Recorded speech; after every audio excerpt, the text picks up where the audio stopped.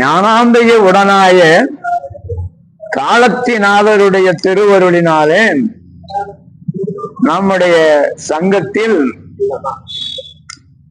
திருவிளையாடல் புராணம் என்பது பற்றி சொல்லியும் கேட்டும் வருகிறோம். நாம் இன்று சொல்லவும் கேட்கவுமாக இருக்கின்ற திருவிளையாடல் இடைக்காடன் என்ற புலவனின் பிணக்கு தீர்த்த திருவிளையாடல்.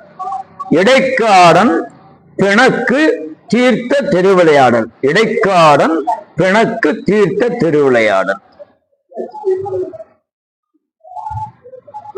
கன்னிநாடு என்று போற்றப்படுகிற மதுரையம்பதியிலே குலேச பாண்டியன், என்ன பாண்டியன்? குலேச பாண்டியன், குசேல பாண்டியன் இல்ல, குலேச பாண்டியன் என்பவன் பாண்டி நாட்டை கண்ணும் கருத்துமாக பாதுகாத்து ஆட்சி செய்து வந்தான். ஆமா, இந்த நாட்டினுடைய நலத்தை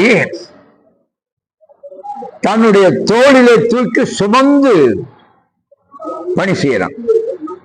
தூக்கி வச்சிருக்கான தோல்ல சுமந்து பணி செய்து இந்த பண்டி நாடாகிய கன்னி நாட்டை வளப்படுத்த வேண்டும், சிறப்பிக்க வேண்டும் என்று செய்து கொண்டான். அவன் இலக்கண இலக்கியங்கள் அனைத்தையும் கற்று சேர்ந்தவன். இலக்கண இலக்கியங்கள் அத்தனையும் கற்று சேர்ந்தவன். முத்தமிழில் வல்லவன், முத்தமிழில் வல்லவன். சங்க புலவர்கள் இருக்கும்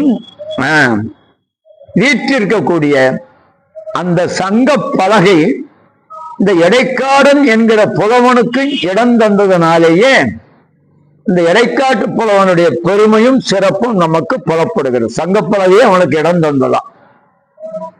தகுதி இல்லாத ஆளு சங்க பலகையில உட்கார முடியாது. உட்கார்ந்தா அப்படியே தள்ளி விட்டுரும். தகுதியுடைய உட்கார்ந்ததான் ஏற்றுக்கிறோம். அந்த இடைக்காடன் ஆகிய புலவன் உட்காருவர் போது சங்க புலவர்களோடு சமமாக இருந்து உட்காருவதற்கு படகை இடம் தந்தது. அதுவே அவனுடைய பெருமைக்கு சான்றாக அமைந்தது.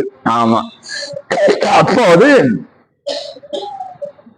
இந்த இடைக்காடன் என்ற அந்த புலவன்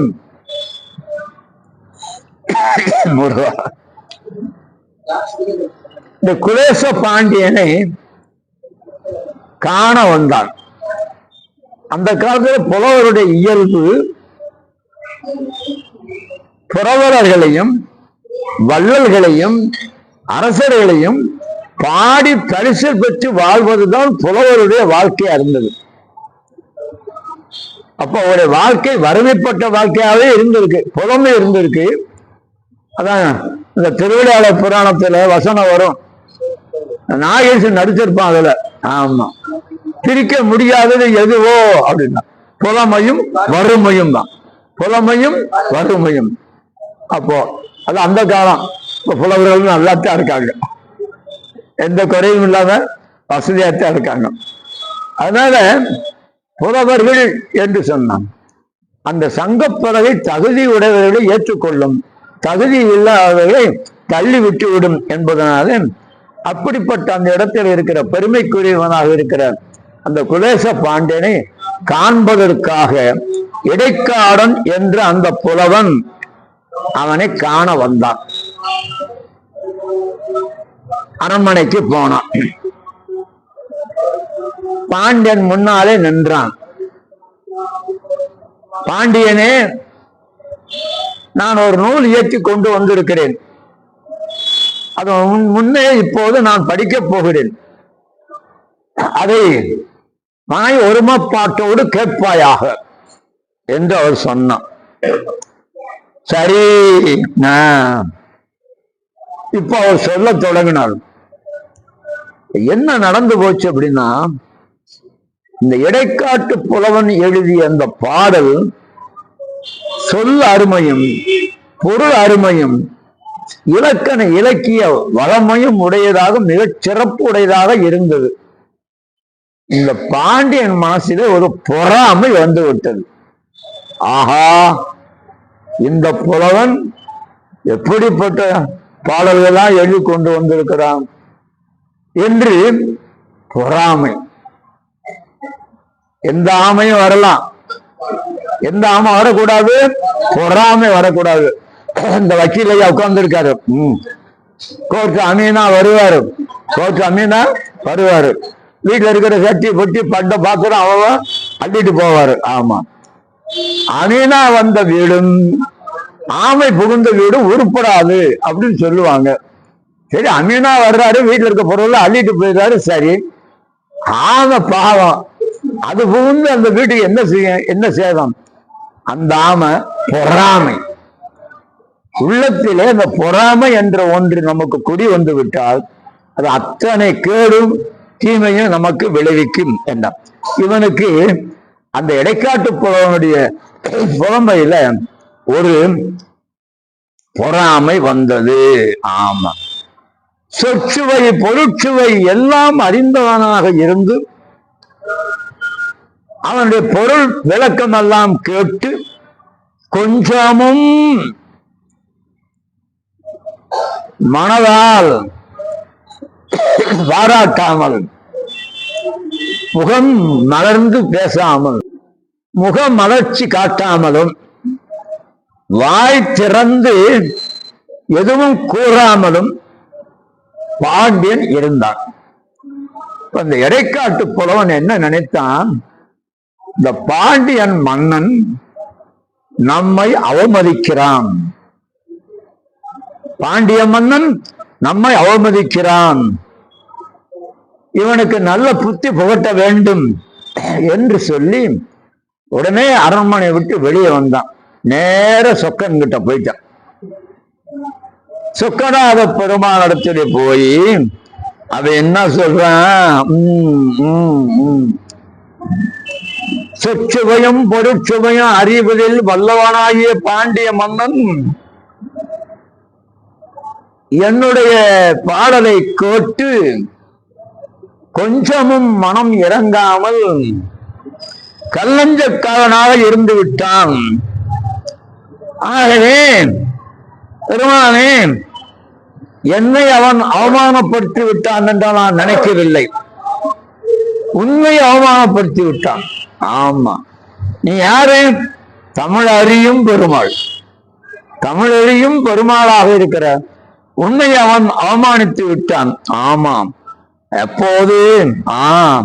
சார்ந்து நன்னிதியேன் வேப்பம்பாவை அணிந்த குசேல புலவன், அறிவற்ற செல்வன், அளவற்ற செல்வமும், புலவர்களை வரவேற்று அவர்களுக்கு வேண்டியதெல்லாம் தருவான் என்று கூறியதை கேட்டு நான் அவனை காண வந்தேன். என்னை அவன் மிகவும் அவமானப்படுத்தி விட்டான். இது என்னை இகழ்ந்தான் என்று நான் நினைக்கவில்லை, தமிழை இகழ்ந்தான். உமையவளோடு உடன் உரைகின்ற உன்னை அவன் அவமதித்து விட்டான் என்று சொல்லிவிட்டு அங்கே புலம்பினான், தவித்தான். தேவதேவனாகிய அந்த எல்லாம் வல்ல சிவபதம் பொருளில் உடனே என்ன? ஓஹோ, அந்த இடைக்காட்டு புலவனை பாண்டிமா மன்னன் இவ்வளவு அவமானப்படுத்தி விட்டானா? தமிழை அவமானப்படுத்தி விட்டானா?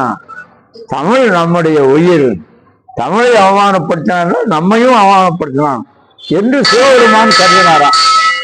உடனே என்ன பண்ணிட்டாராம்?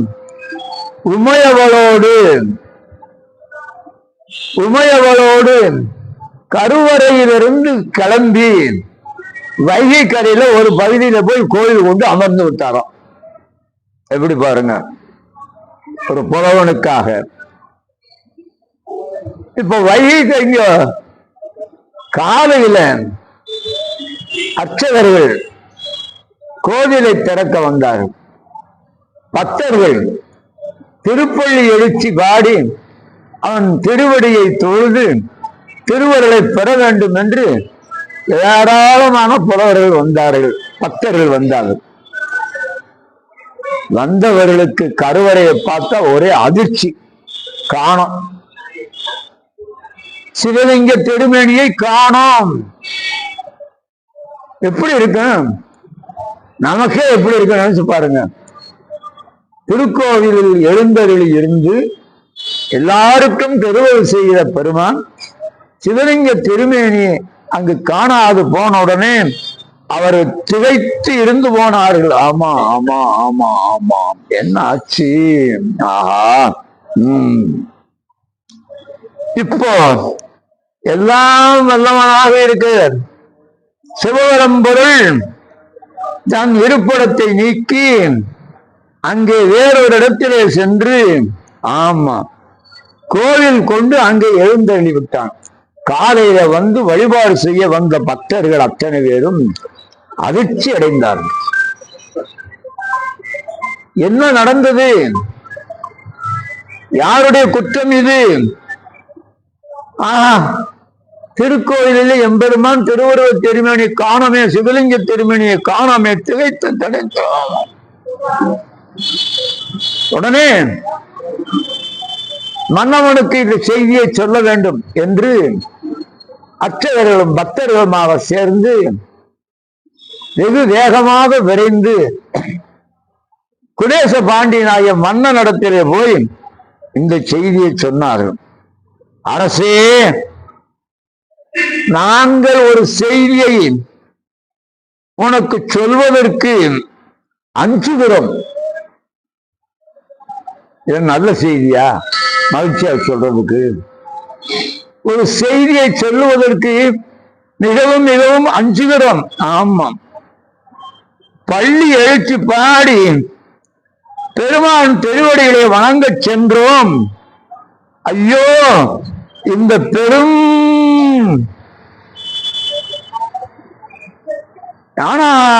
அந்த பெருமான் எங்கே போனான்? அவனுடைய இந்த சொற்கள்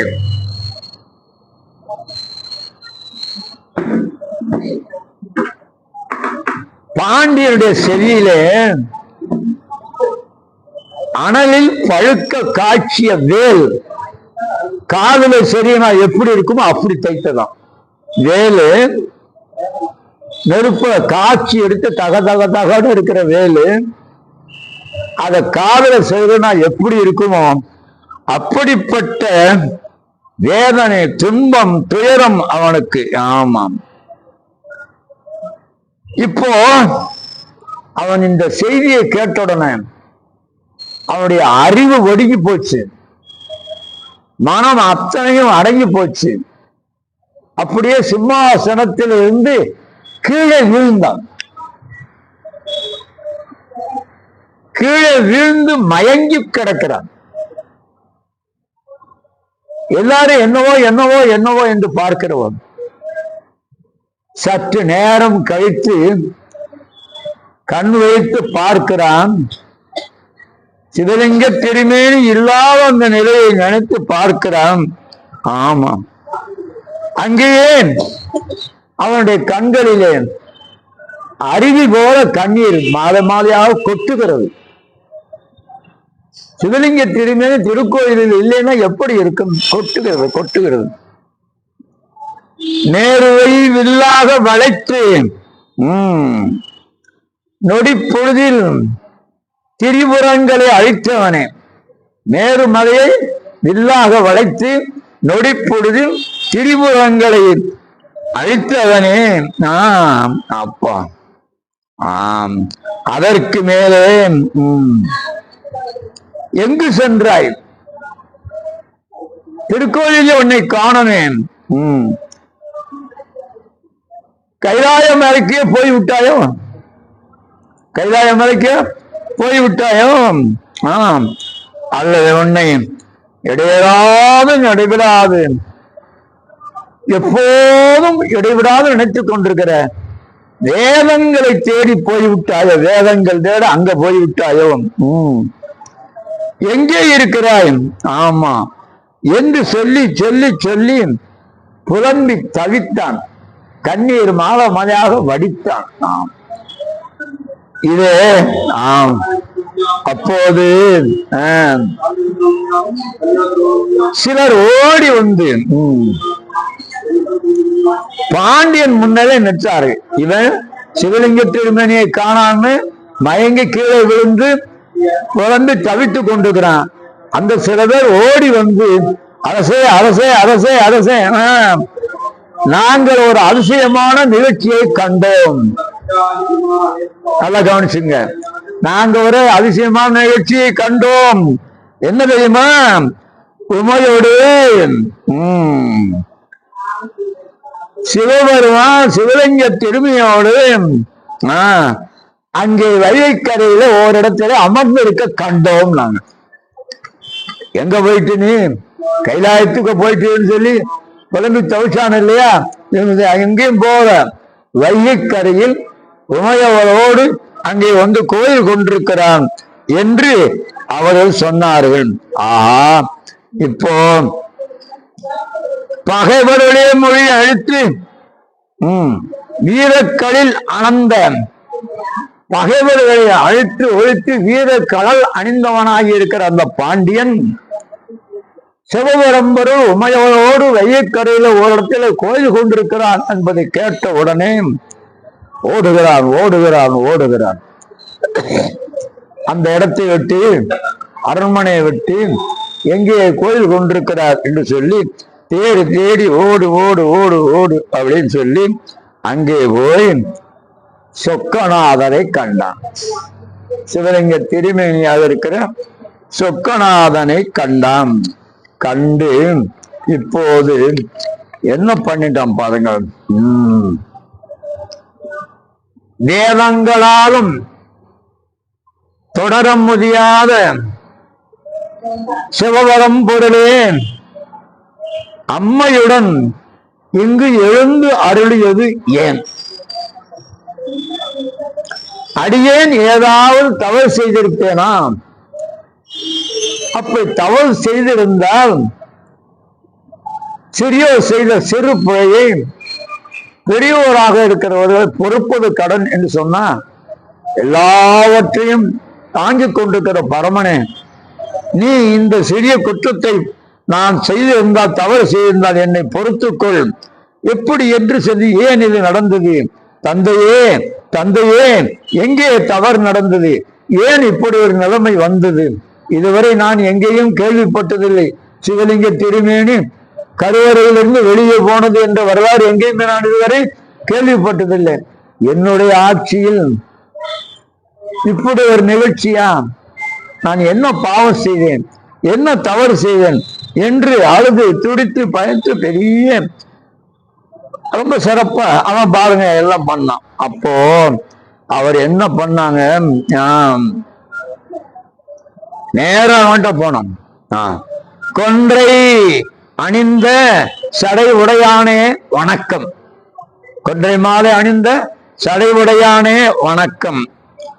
ரிஷபத்தை ஊர்தியாக கொண்டவனே வணக்கம். இந்த வணக்கம் சொல்றது மட்டும் ஒரு வருதுப்பா, ஒரு நாள் பூரா சொல்லலாம், அவ்வளவு சொல்லியிருக்கேன்.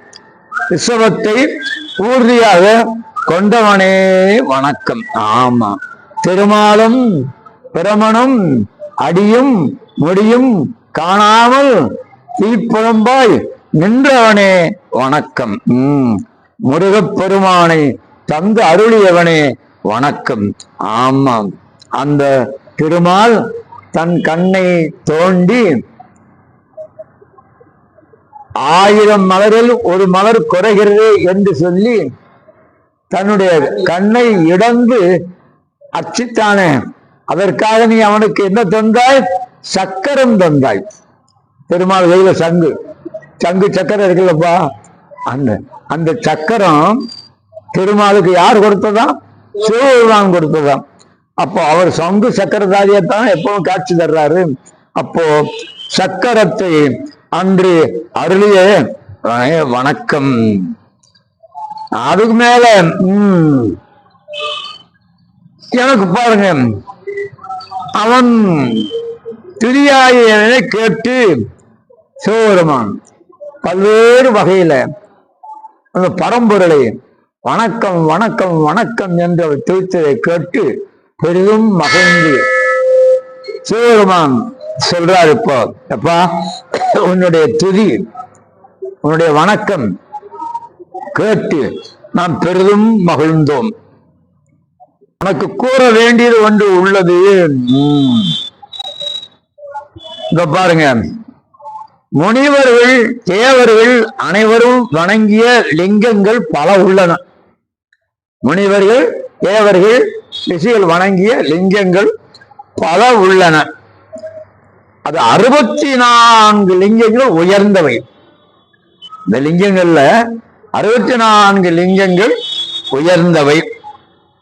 இதில் 8 லிங்கங்கள் மிக மிக மிக சிறந்தவை.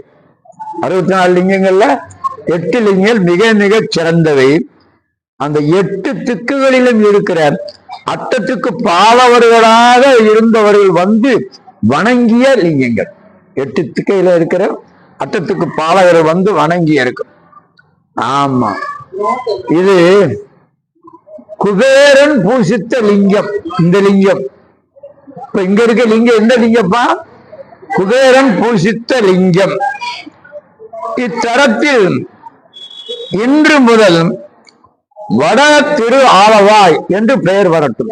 இந்த திருத்தலம் வட திரு ஆலவாய் என்று பெயர் வரட்டும் என்று சொல்லிவிட்டு, ஒரு பொழுதும் நீங்க இருக்கமால், ஆமாம், நீ என்ன செய்ய வேண்டும்? அந்த இடைக்காடனை மீண்டும் அழைத்து அவமதித்ததற்கு அவனிடத்திலே மன்னிப்பு கேட்டு அவனுக்கு வேண்டிய எல்லா காரியங்களும் செய்ய வேண்டும். அவனுக்காக மனம் இறங்கித்தான் நான் அங்கே கருவறையிலிருந்து இங்கே வந்து கோயில் கொண்டிருக்கிறேன் இல்லையா? ஆமா, ஆழ்வார் சொல்லுவார்ல, திருமழிசை ஆழ்வார் பாரு, கணிகண்ணன் போகின்றான், தாமரு பூங்கட்சி மணிவண்ணா துணிவுடைய சென்னா புலவனும் போகின்றேன், நீயும் உந்தன் பைனாப்பாய் சுருட்டிக்கொள். ஆமா, எவ்வளவு சுலபமா சொல்ற பாருங்க. ஆண்டவன் எவ்வளவு வேலை வாங்கியிருக்காரு பாருங்க. அவன் போயிட்டான் கணிகண்ணன், நானும் போறேன், நீ ஒண்ணு பைனாப்பாய் பாம்பு படுக்கிறத பள்ளி கொண்டிருக்கிறாரு, சுருட்டிட்டு வந்துடு. திரும்ப என்ன பண்றாரு? கணிகண்ணன் போக்கொழிந்தான். தாமரம வச்சு மணிவண்ணா துணிவுடைய சென்னா புலவனும் போக்க ஒழிந்தேன், நீ உந்தன் பைனாப்பாய் விரித்துக் கொள்ள. உடனே விரிச்சு படுத்தாராம். அவருக்கு என்ன பேரு? சொன்ன வண்ணம் செய்த பெருமாள். சொன்ன வண்ணம் செய்த பெருமாள் காஞ்சியில இருக்குப்பா. சொன்ன வண்ணம் செய்த பெருமாள். அதுபோல இங்க அந்த இடைக்காடனுக்காக நான் இங்கே வந்து இங்கே கோயில் கொண்டிருக்கிறோம். ஆமாம், அந்த மிகச்சிறந்த 8 லிங்கங்களும் இருக்கின்றன. இது குபேரன் பூசித்த லிங்கம். இத்தலம் இன்று முதல் வட திரு ஆலவாய் எனப்பெறும். கடம்பவனத்தை விட்டு ஒரு பொழுதும் நீங்கி இருக்க மாட்டோம். நான் இங்க உட்கார்ந்துருக்கேன், வைகை கரையில இருக்கிறேன் இல்லையா? நாங்க நினைச்சு நிக்க மாட்டேன். ஏன்? கடம்பவனமாகிய மதுரையை விட்டு நான் ஒரு பொழுதும் என்னால இருக்க முடியாது. அதனால உடனே இப்போது மீண்டும் செல்லுகிறேன் என்று சொல்லி அவர் திடீர்னு மறைஞ்சு போனாராம். யாரு? சிவபரம்பொருள் மறைஞ்சு போனாரு. பாண்டியன் இப்போதுதான் தன்னுடைய தவறை முழுமையாக உணர்ந்தான். மற்ற சங்க புலவர்கள் எல்லாம் கூட்டிக் கொண்டு இடைக்காடன் எங்கே இருக்கிறான், எங்கே இடைக்காடன், எங்கே இடைக்காடன் என்று தேடி சென்றான். இவனை தேடி சென்ற போது மதிக்காமல் அவமதித்தான். இப்போது சிவபரம்பொருள் அவனுக்கு அறிவுரை சொன்ன பிறகு இடைக்காடன் எங்கே எங்கே எங்கே என்று அவனை தேடி போய் நான் மற்ற சங்க புலவர்களோடு சென்று அழைத்து வந்தான். அவர்களுக்கு இடைக்காடனுக்கு எல்லா விதமான சிறப்புகளையும் செய்தானாம். சரியாசனம் தந்தானார். என்ன தந்தாரு? ஆமா, அரியாசனம், அது சரியாசனம். அரசனுக்கு சமமான அரியாசனம். புலவருடைய வாழ்க்கை வரலாற்றுல எத்தனையோ செய்தி அது மாதிரி இருக்கு. புலவர்களை அரசர்கள் அந்த காலத்துல ஆதரித்து தனக்கு சமமாக அவர்கள் உட்கார வைத்தாங்களா. அரியாசனம் சரியாசனம் தந்து உட்கார வைத்தார்கள். அப்போ மீண்டும் மீண்டும் எங்க போறேன், திரும்ப கடுமவனத்துக்கு செல்லுகிறேன் என்று சொல்லி மறைந்து அருளினார். இவன் அந்த இடைக்காட்டு புலவனுக்கு தான் செய்த குற்றங்களை எல்லாம் நினைந்து வருந்தினான். மற்ற எல்லா புலவர்களோடும் அவனை தேடி சென்று அவனுக்கு வேண்டிய எல்லா சிறப்புகளையும் செய்தான். அவனுக்கு வேண்டிய எல்லா சிறப்புகளையும் செய்தான். ஆமா, அப்போ இப்ப எல்லாம் என்ன ஆச்சு? இடைக்காட்டு புலவனுக்கு இதுவரை இல்லாத சீரும் சிறப்பும் இந்த குலேச பாண்டியனால் இன்றைக்கு கிடைத்திருக்கிறது என்று சொல்லி எல்லாரும் மகிழ்ந்து மீண்டும் அத்தனை பேரும் இங்க பண்ணீங்க. மதுரை மீனாட்சி கோயிலுக்கு போனீங்கன்னா ஆமா சொக்கநாதருடைய சன்னதி பிரகாரத்தை சுத்தி வந்தோம்னா அந்த மூலையில சங்க புலவர்கள் 49 கடைச்சங்க புலவர் எத்தனை பேருப்பா? 49 அங்க தங்கியிருந்தாங்க. அந்த 49 புலவருடைய சிலையும் அங்க இருக்கு. ஆமா, அது என்ன, யாரும் அதோட முக்கியத்துவம் தர்றது இல்லை. பல சமயத்துல பாத்தீங்கன்னா தெரியல, இருட்டாவே கிடக்கும் அந்த பகுதி, அந்த கடைசியில இருக்கு. அப்படி ஒரு அப்போ திரும்பவும் கடமவனத்திற்கு வந்து இடைக்காட்டு புலவருடைய சங்க புலவரோடு சேர்த்து அந்த சங்க பலகையில் அவனுக்கு இடம் தந்து எல்லாரும் போற்றி பாராட்டக்கூடிய அளவுக்கு இருந்தார்கள். சொக்கநாதன் அந்த அருமை பெருமையை உணர்ந்து மிகவும் மனம் மகிழ்ந்து அவனுக்கு எல்லா விதமான சிறப்புகளையும் செய்தான். அந்த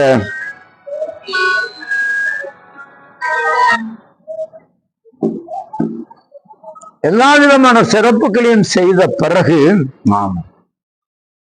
இப்போ அந்த இடைக்காட்டு புலவனுக்கு சங்க புலவர்கள் அத்தனை பேரும் இதுவரை தாராத சிறப்புகளை எல்லாம் எல்லாரும் சேர்ந்து இறைவனுடைய திருவருளை பெற்ற ஒருவன் அல்லவா என்று பாராட்டி போற்றி மகிழ்ந்தனர். எல்லாம் நல்லவராக முடிந்தது. அந்த இடைக்காட்டு புலவனுடைய பிணக்கு, யாருடைய பிணக்கு? குலேச பாண்டியனுக்கு இடைக்காட்டு புலவனுக்கும் இருந்த மன கருத்து வேறுபாடு. அந்த பிணக்கை தீர்த்து அருளினான் எல்லாம் வல்ல சிவபரம்பொருள் என்று சொல்லி இந்த வரலாற்றை நிறைவு செய்து மீண்டும் நாம் அடுத்த வாரம் பார்க்கலாம்.